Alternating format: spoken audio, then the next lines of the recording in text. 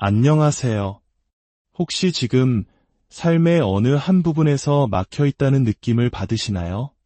건강의 회복을 위해 혹은 끊어내고 싶은 중독으로부터의 자유를 위해 간절히 기도하고 계신가요?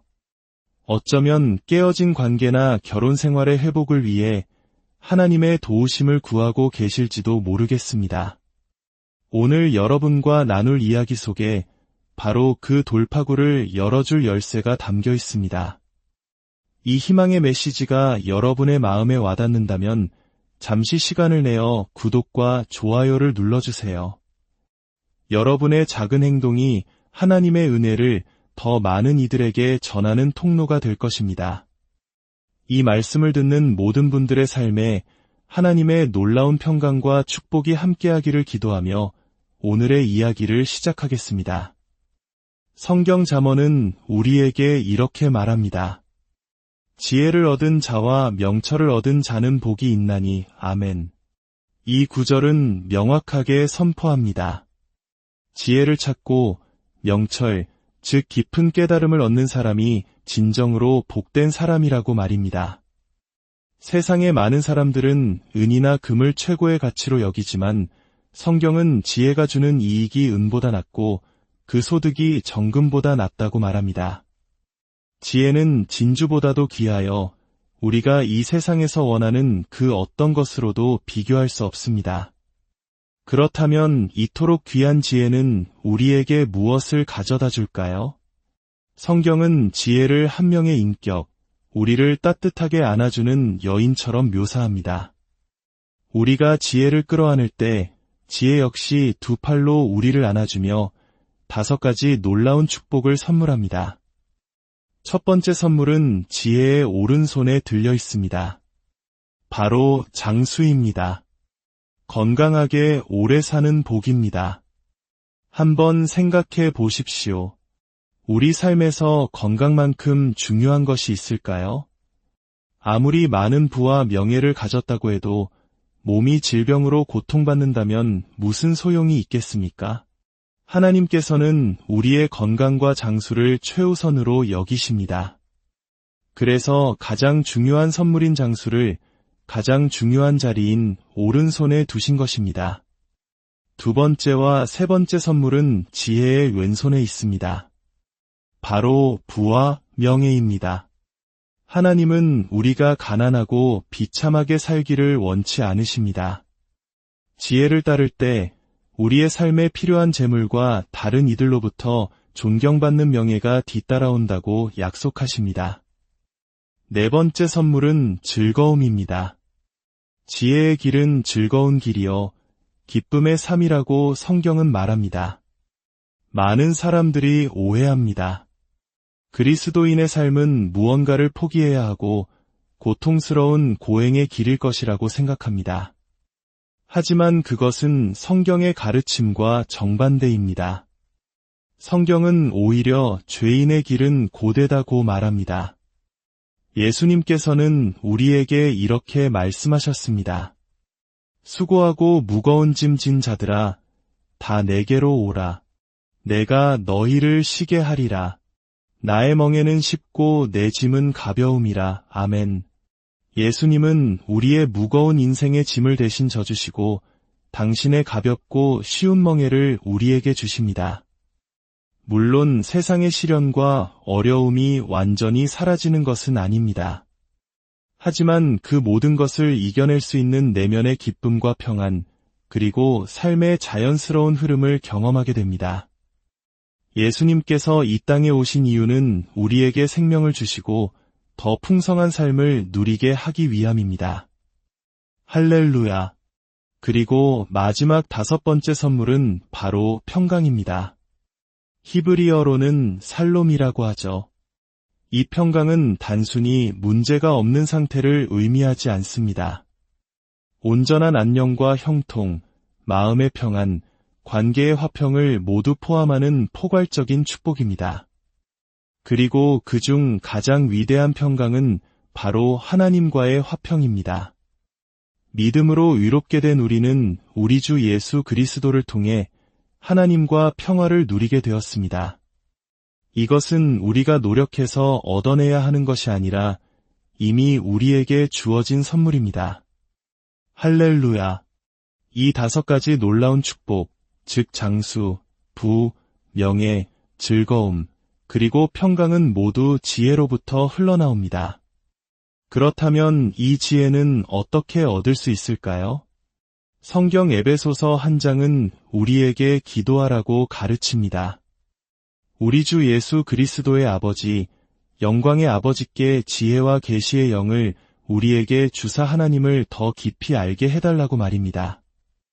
이 지혜의 영이 우리 안에서 일하실 때 우리 마음의 눈이 밝아지기 시작합니다. 그렇습니다. 우리 마음에도 눈이 있습니다. 육신의 눈이 세상을 보듯 마음의 눈은 영적인 세계와 하나님의 뜻을 봅니다. 이것이 바로 하나님께서 우리에게 주시길 원하는 하존 비전, 즉 내면의 비전입니다. 아담과 하와가 에덴 동산에 있을 때 하나님은 그들에게 선악을 알게 하는 나무와 생명나무라는 2가지 선택지를 주셨습니다. 그들의 영적인 눈을 어느 쪽을 통해 뜨게 할 것인지를 선택하게 하신 것입니다. 오늘날에도 많은 사람들이 뉴에이지나 신비주의 같은 잘못된 방법을 통해 영적인 눈을 뜨려고 하지만 하나님의 자녀인 우리는 오직 성령, 즉 지혜와 계시의 영을 통해서만 마음의 눈이 밝아지기를 구해야 합니다. 우리 마음의 눈이 밝아질 때 우리는 비로소 알게 됩니다. 하나님께서 우리에게 알게 하시려는 것들을 명확히 깨닫게 되는 것입니다. 주님을 찬양합니다. 지혜를 얻는 또 하나의 구체적인 방법이 있습니다. 바로 하나님의 말씀을 묵상하는 것입니다. 위대한 지도자 모세가 죽고 그의 뒤를 이어 여호수아가 이스라엘 백성을 이끌게 되었습니다. 그가 얼마나 두렵고 막막했을까요? 마치 위대한 선배의 뒤를 이어 막중한 책임을 맡게 된 후배처럼 말입니다. 바로 그때 하나님께서 여호수아에게 나타나 말씀하셨습니다. 여호수아 1장 8절의 말씀입니다. 이 율법책을 내 입에서 떠나지 말게 하며 주야로 그것을 묵상하여 그 안에 기록된 대로 다 지켜 행하라. 그리하면 내 길이 평탄하게 될 것이며 내가 형통하리라. 여기서 주목해야 할 점은 여호수아는 이미 모세에게 안수받아 지혜의 영이 충만한 사람이었다는 사실입니다. 그럼에도 불구하고 하나님은 그에게 성경, 즉 하나님의 말씀을 가까이 하고 밤낮으로 묵상하라고 명령하셨습니다. 영적인 은사나 체험만으로 충분하지 않다는 것입니다. 하나님의 말씀 위에 굳건히 서야 한다는 뜻입니다. 여기서 묵상하다라는 히브리어 단어 하가는 단순히 머릿속으로 조용히 생각하는 것을 넘어섭니다. 그것은 입으로 중얼거리다, 낮게 을조리다라는 뜻을 가지고 있습니다. 하나님께서 이 율법책을 내 입에서 떠나지 말게 하라고 말씀하신 이유가 바로 이것입니다. 성경적인 묵상은 마음을 비우는 것이 아니라 하나님의 말씀으로 우리의 생각과 입을 가득 채우는 행위입니다. 말씀을 소리내어 읽고 그 의미를 되새기며 중얼거릴 때 그 말씀이 우리의 영혼 깊은 곳에 새겨지는 것입니다. 이렇게 밤낮으로 말씀을 묵상할 때 어떤 일이 일어날까요? 하나님은 그 안에 기록된 대로 다 지켜 행할 수 있게 될 것이라고 말씀하십니다. 묵상을 통해 우리는 말씀을 어떻게 삶에 적용해야 할지 보게 됩니다. 깨달음이 오는 것입니다. 그리고 그 결과는 무엇입니까? 내 길이 평탄하게 될 것이며 내가 형통하리라. 시편 1편 역시 같은 약속을 합니다. 복 있는 사람은 오직 여호와의 율법을 즐거워하며 그의 율법을 주야로 묵상하는 자라고 말합니다. 그 결과는 무엇일까요? 그는 시냇가에 심은 나무와 같습니다. 메마른 땅이 아니라 언제나 물이 흐르는 강가에 깊이 뿌리 내린 나무를 상상해 보십시오.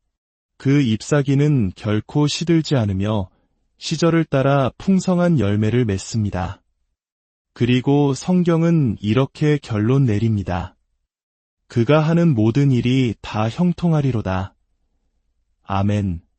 여러분이 어떤 직업을 가졌는지는 중요하지 않습니다.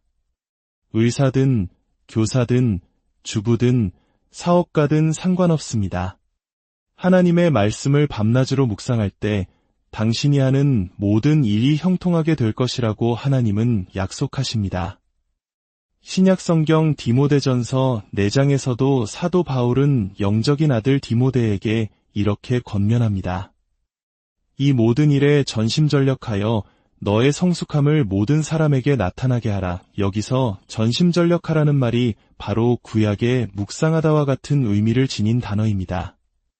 하나님의 말씀을 묵상하는데 온 힘을 쏟으라는 것입니다. 그 결과는 무엇입니까? 너의 성숙함 이 모든 사람에게 나타나게 하라. 당신의 발전과 성공이 주변 사람들 눈에 보일 정도로 명백해진다는 의미입니다. 이는 마치 구약의 요셉 이야기와 같습니다. 보디발은 하나님을 믿지 않는 이방인이었지만 요셉과 함께 하시는 하나님을 보았고 하나님께서 요셉의 모든 일을 형통하게 하심을 똑똑히 보았습니다. 여러분이 말씀을 묵상할 때 믿지 않는 상사나 동료들조차도 저 사람에게는 무언가 특별한 것이 있다. 하나님이 저 사람과 함께 하시는 것 같다고 느끼게 될 것입니다. 사랑하는 여러분, 말씀 묵상은 단순히 지식을 쌓는 행위가 아닙니다. 그것은 내 삶을 변화시키는 능력의 통로입니다. 하나님께 지혜와 계시의 영을 구하십시오. 그리고 하나님의 말씀을 펴십시오. 오늘 당신의 마음에 와닿는 한 구절을 선택하십시오. 그리고 그 말씀을 하루 종일 입으로 읊조리며 묵상해 보십시오. 그는 시냇가에 심은 나무가 철을 따라 열매를 맺으며 그 잎사귀가 마르지 아니함 같으니 그가 하는 모든 일이 다 형통하리로다.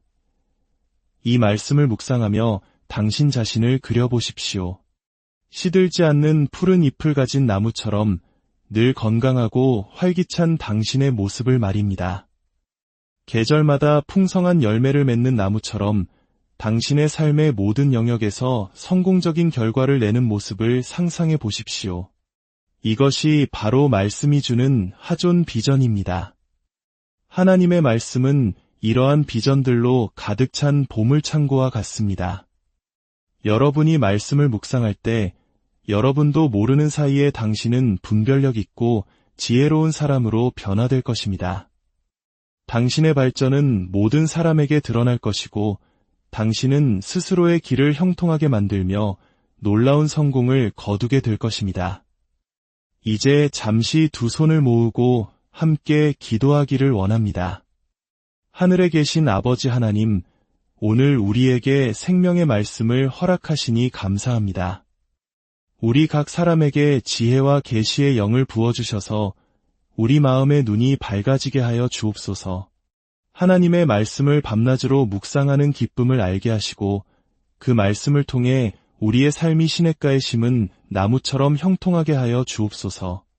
이 말씀을 듣는 모든 이들의 가정과 직장, 건강과 관계 위에 주님의 살롬, 완전한 평강이 넘치게 하옵소서.